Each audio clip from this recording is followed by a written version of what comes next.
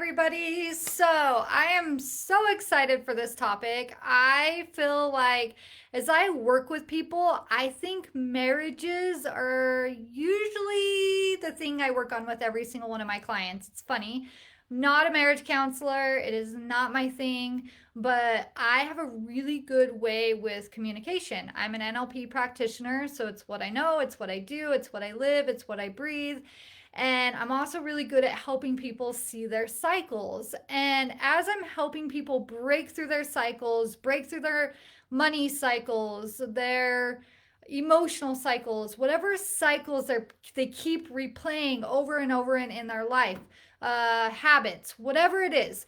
I always tell people, your behavior creates an action and your action creates a result. And I should even take it a step further. Your emotions create a behavior, your behavior creates an action, and your actions create a result. And when you're not getting the results that you want in life, it's usually because of that formula. And what starts to happen is as we start to up level, as we start to do new things, a lot of times the people around you aren't going to support you. They're going to be the naysayers. They're going to be the ones that, are making fun of your journey or are not sold on the idea, calling you stupid for the things that you're doing, whatever it is. And sadly, a lot of times that's your spouse or your partner, your best friends, your family. And so a lot of times I get asked, people want to take a course of mine or they want to work with me one on one. And one of the big objections I used to get was, well, my husband won't let me, or my husband doesn't see the value in it, or my wife doesn't see the value in it. My wife doesn't let me. And I really started to realize I wasn't getting it and I was super frustrated because I was like, I don't get it. I don't get how people don't support each other in their own journey. But I started to look back at my journey and mine was the same way. I remember when I first started getting into all the woo stuff, vision boards, declarations, all these things. My husband thought I was a basket case. He still does not get my farm hobby and will say, you are crazy. Why are we adding another farm animal? We don't have time for it. You don't have time for it. And I would say that's one of the things that he doesn't get in me right now, but he supports me. I don't ask my husband for permission. I don't. We are independently united. My life is my life. His life is his life. I don't get why he just bought a $2,500 junker semi that's going to sit in the back. Or I don't get why he bought two more broken vehicles that he's actually resold this week but was going to resell. And I'm like, I don't get it. But he doesn't ask me for permission either. He asks me for support. Hey, this is what I'm going to do. This is where I'm taking the money out of or where I'm getting the money. Do you have any other suggestions or options that you'd prefer in the route that I go about that? But it's not, can I? It's not, can I hire a $20,000 coach, or can I go to this retreat, or can I do this? He trusts me as the compass for my life, and I trust him for the compass of his life. And the reason, though, I also don't get mad at him for not understanding something about me. I don't get mad at him for not understanding my farm life. So let me tell you why I got a farm. Because I was so busy.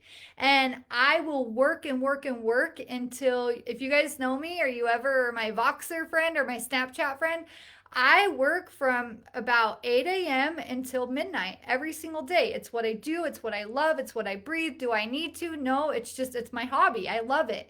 But at the same time, it can trigger my migraines. It can trigger, stress or not put me in the flow of things because I'm living in masculine energy and not feminine energy.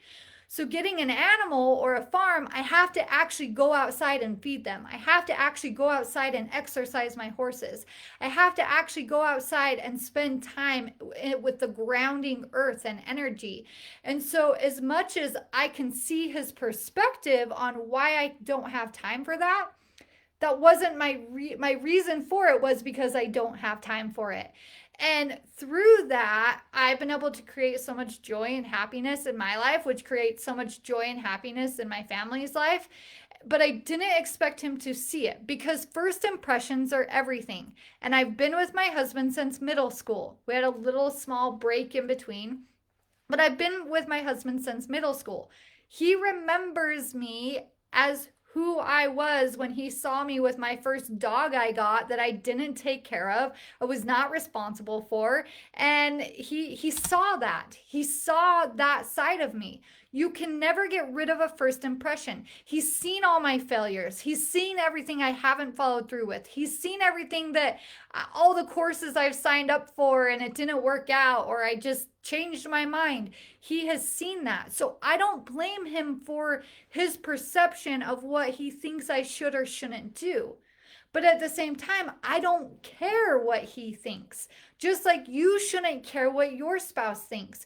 Because when you're on a path to change your family's finances, their money energy, your business, for example, when I started a business, my husband worked a 9 to 5. I didn't ask him business advice. I didn't ask him about my business investments. He doesn't understand it. Even to this day, he has his own business. I have mine. He doesn't understand what my business takes because we own completely separate businesses. Just like I don't understand how he has to do fuel taxes or why he needs to get a service every other month or every month. Like, I don't get it. I don't get why we have to spend money on that. But it's not my job to understand. It's my job to trust. And I want you to really get this deep inside of your soul because so many of you should be moving forward financially, should be moving forward in the things that you want in life. I don't care if you're a stay-at-home mom and you need 2 hours a day of you time. If I was a stay-at-home mom, I would need like 5 hours of me time. But just because my husband doesn't understand that, and we sometimes settle and say, hey, well, I'm just going to still take care of everyone because he doesn't get why I need to go get a massage every week, or he doesn't understand why I need 2 hours to myself. It's you're settling into your spouse's belief. You're settling into your spouse's belief for your life. And that's between you and God. That's between you and your higher power. No one can tell you how you need to rejuvenate. No one tells you how you need to move forward. No one tells you, I don't know how many times I get people that say, oh, my husband says I can't invest anymore. And I'm like, that's not up to your husband. It's not. I remember when my husband was like, I don't want to spend our money on you hiring another coach. You've already hired like 3 other coaches. Awesome. I'll go get my own credit card and I'll figure it out and I'll make the ROI and pay back that credit card. And I've done it every time, every single time. And so, number one, don't shame your husband or your wife for not understanding your investments because they're completely right. You failed. You've maybe not followed through. You've maybe bought into things that were a learning curve. And it's like, you know what? That's great. It is what it is. I move on, but I'm going to keep investing in myself. I'm going to keep doing things for me. Number 2 that I wrote down is I don't ask for support and I don't ask for permission. I ask for support. And that means I get to take responsibility for figuring out how to make it work, even when my spouse isn't on board. And same with him. There's times that he's like, I want to go buy this thing. And I'm like, great, that's not what I value. So I support you going and getting a credit card or a loan or whatever you want to do. But I don't want to pull from our savings. I don't want to pull from this of our specific nest egg. That's totally fine. But you go figure it out. And I totally support you in that. And he totally figures it out and puts it on a credit card or takes out a loan or whatever it is. And so understand that, like I said, number 1, respect what they think, but don't take it as truth because they also have their own fears and beliefs around you popping up. And then the last thing is, like I said, being independently united. You all have the same goals. You all want the same thing for your family, but it's going to take different ways of getting there. If it was up to me, my husband would have 5 semis by now, and we'd have millions of dollars worth of investments, and that's the route I would go. That's not the route he wants to go. And I respect that. And so we're okay with where we're at, but his journey is his journey, and my journey is my journey. And what I will tell you is as you start to up level, the rest of your family up levels. But there is this period of hell where they might fight you on it, or they might get chaotic, or they might want to blame you or shame you for the decisions that you're making and the burden that you're putting on the family, or whatever that our triggers trigger us to spew onto the other person. Because there's times my husband makes decisions and I guilt him and I shame him and I say, well, remember that last time you brought a project that's still sitting in the backyard? And he can't take that as truth because it's my scarcity, my anger, and my stuff. He doesn't do it. He still goes and buys the 2 scouts that he bought. And guess what? He sold them for triple or double. I don't even know what it is. The money that he put into them within 1 week. He didn't take to truth where I was like, I don't see the value of it. We have a million other junkers. Why do we need it? You know what I mean? It's like he doesn't get defensive on what I say because what I say isn't really truth. It's truth to my perspective, but it's not really his truth if it's what he wants to do or what he's feeling called to do. So, what I want you to really think about is number one, first impressions are everything. So, forgive him or her for what they think about you. Number two, don't take that in as truth. So, and also ask for support, not permission. And go figure it out on your own. And number three, you've got to be independently united and understand that as you move forward, I can promise you your marriage is going to get worse before it gets better because you're changing the whole entire dynamic. You're changing the whole entire of maybe I see a lot of stay-at-home moms that decide to create jobs. For example, I have a client that was charging like $30 an hour for her packages. We ended up moving her to where she's almost making $500 an hour now. And picture her in the realm of like massage therapy, because I don't want to give away who my client is, but we're just going to say in the realm of massage therapy. So think about going from $300 to $500. She's invested way more in this because I've been her coach for a really long time, but her last investment with me was $10,000. Well, guess what? What if her husband would have said no? What if her husband wouldn't have supported her and she didn't go take out a credit card to hire me for $10,000?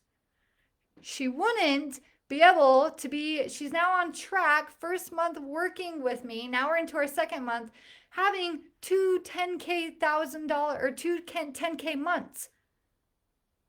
I'm telling you guys, the issue isn't that you can't create money. The issue isn't that you can't create the abundance that you want. It's because you're trying to warp it into the old world that you have and listening to the old suggestions and the outward sources of the things you should do in your life. Only you know what you should do. Same with this live. Don't take what I say as truth. Take what works for you and leave what doesn't. But what I'm telling you is so many people are not moving forward due to old trap cycles and behaviors, especially around money. And majority of that is your family. It is the circle you surround yourself with. It is you listening to your spouse for advice. You and your spouse have got to where you are now and living in the same cycle you're living in now due to the decisions you guys have made for together. One of you is going to have to step up and make different decisions that are probably going to trigger the other person. But you are the compass for your life. You get to take responsibility for your financial abundance right now. You get to take responsibility for what your kids are able not to do right now because of your financial abundance. You get to take responsibility for how much you get to give to the world right now due to your actions that you have taken. And so I know this is like a very tough love conversation, but it's because I care. This is the whole reason I've created Finance Your Destiny, which, by the way, starts tomorrow. Very last chance to get in. But I'm not going to beg you guys to be there. You're either going to be there or you're not going to be there. And it's where we dive into the cycles, we dive into relationships. You're going to sign up, and I promise you, your life is going to fall apart because you're going after something different.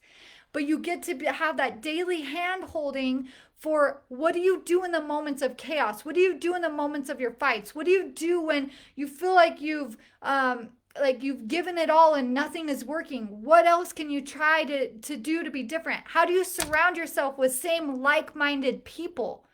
Or is it going to be just another time you have an opportunity to really change your financial abundance, and you're going to say, maybe next time, maybe right now is not the right time. And maybe it's not. Maybe right now is not the right time for you. But what I will tell you is, anybody that has worked with me, it has never been the right time.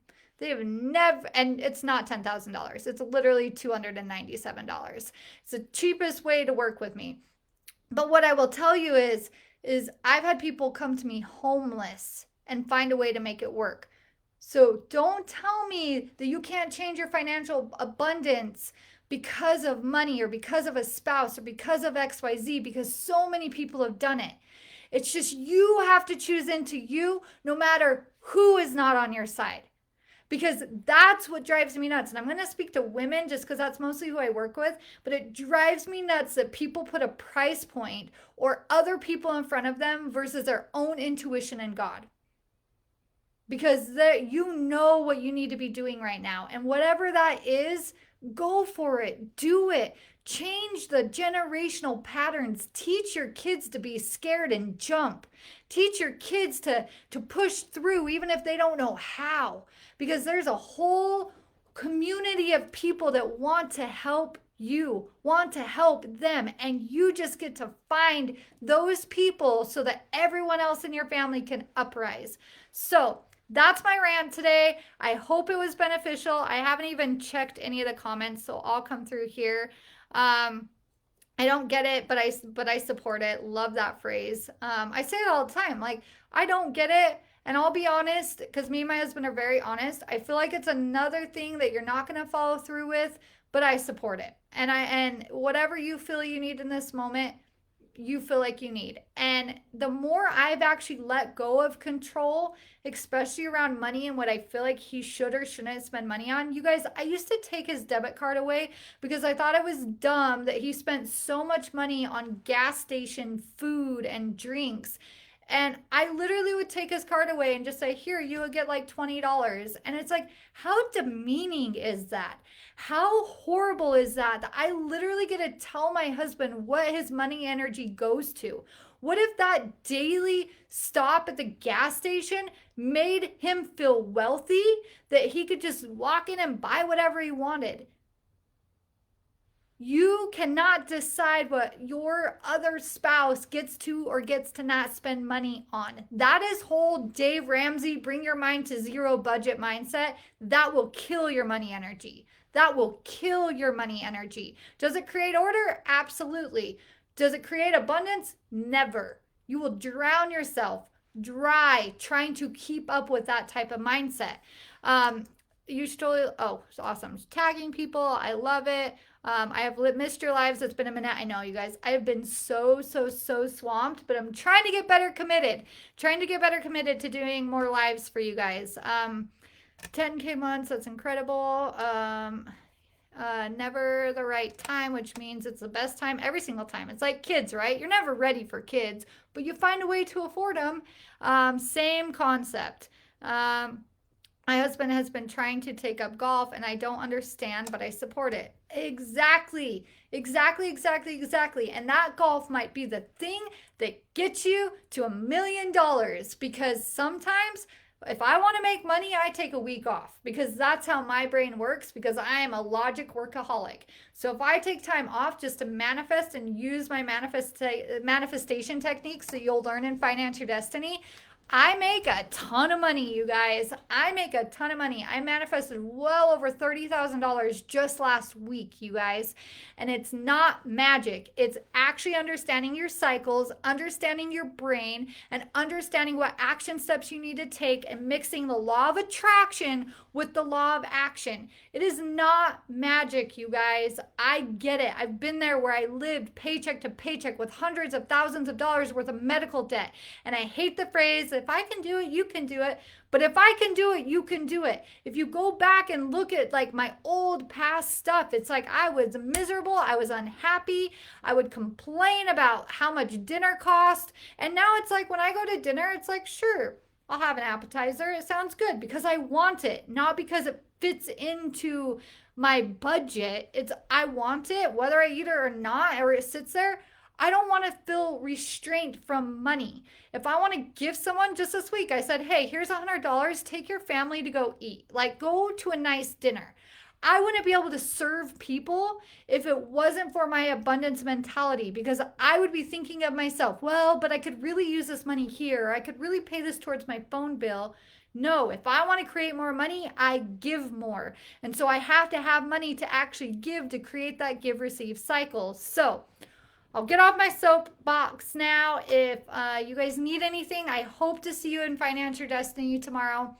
I've had a lot of last people just be like, you know what, I'm in. I'm just jumping. So if you want to make it work, make it work. I will get you in, and we're going to start a 5-week process of really transforming your money energy to where a lot of people have created $90,000 in 5 weeks. We've had people go from zero to $20,000 in 5 weeks. We've had people actually 4 weeks because I've barely made it a 5-week class. It used to be a 4-week class.